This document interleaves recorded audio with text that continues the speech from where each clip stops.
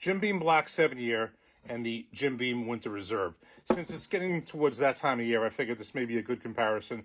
I just did a re-review of this Jim Beam Winter Reserve. It's the second bottle I had. I never expected I was going to buy it again. And I said, basically, look, it's not Pappy Van Winkle, but it's really, I think, a tasty bottle. It's around $30 to more likely $32 around me in New Jersey now. I've only seen it in Wegmans. It's the only place that actually sells it, but it kind of is meant for this time of year, nice fall look. But what I wanted to do is, and I may have done this before, I wanted to compare it with the regular 7-year. Now, in my last video, or previous video, I compared the 7-year with its predecessor, the regular Jim Beam Black. What this has in common with the original Black prior label has in common with the Winter Reserve, it's both 86 proof. And then they upgraded it to 90 proof and a 7-year age statement. And the other thing is, with the proof, it's also, this is age 6 years, and so was that approximately, even though it didn't have an age statement. So we're comparing a 90 proof 7-year age stated Jim Beam with one that is now back to this 86 proof and around 6 years age statement and a 6-year age statement. But it actually, this one is actually a few dollars more than this, and it's because of the second finishing. I think it's finished in a toasted barrel, and it says it right here on the label here.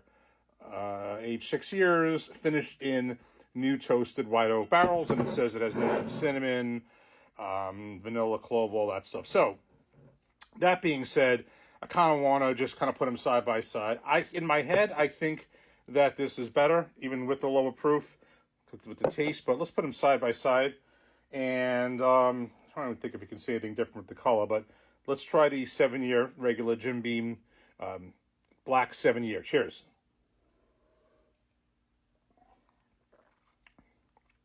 And now we'll do the Winter Reserve. Cheers.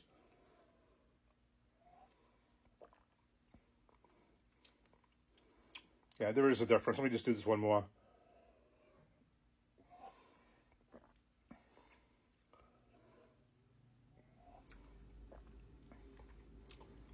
Yeah, it's subtle too. There's a lot of subtlety in these comparisons.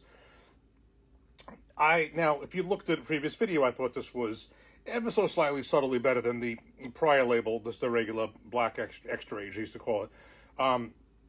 But this little extra bit here with the finishing in the new toasted oak barrel and the extra notes is subtle and it's there. I noticed the difference more in the second half of the palate.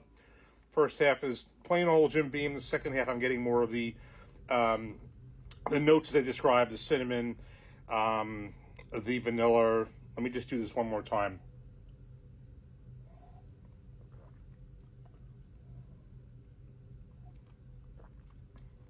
Yeah. So basically, in this particular case, unlike with when I did this one, there's only some stores that still have it, still around. The 7, I think, is available almost anywhere at this point, at least by me. This is not available everywhere. And originally, this was just supposed to be, I thought last year, when this came out about a year ago, I thought it was a limited release, and we weren't going to see it again, or, maybe occasionally. And I really haven't seen it in other stores. I've seen this at Wegmans throughout the year, but only purchased it recently because it was that time of year. So I would say the 7-year, the 750, is just a sample, is around, maybe 28 or something in that range in New Jersey. This is 32. For another $4, is this worth it over this with the lower proof? It has a certain taste that I like to it. So you're trading off a little bit of proof, but you have a little bit of extra, that toasted finish, ever so slightly, some notes. I think this is a tasty one. I mean, you can go either way with this one.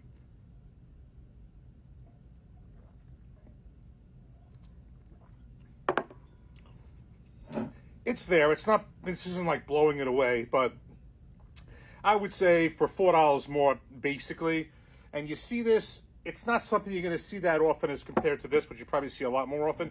It may be worth, if you like Jim Beam products, again, I don't think these are great. I like the Jim Beam, the small batch collection of Knob Creek and, going to the Booker's and all that stuff, Baker's. But if you like these, you may want to give this one a shot. For the difference of $4, that's about what it is more than this. You're giving up a year of aging and you're giving up 4 proof points. But it's interesting. So I would say this is kind of go either way. It's a matter if you want the extra age, a few dollars less. This one, but this is just it's a little subtly different. I think these are both tasty, inexpensive budget bottles. They both have their merits. But for this one, I think there's just a little bit more. That's a little extra, little subtle taste in this one, despite the proof difference lower and $4 more. Cheers.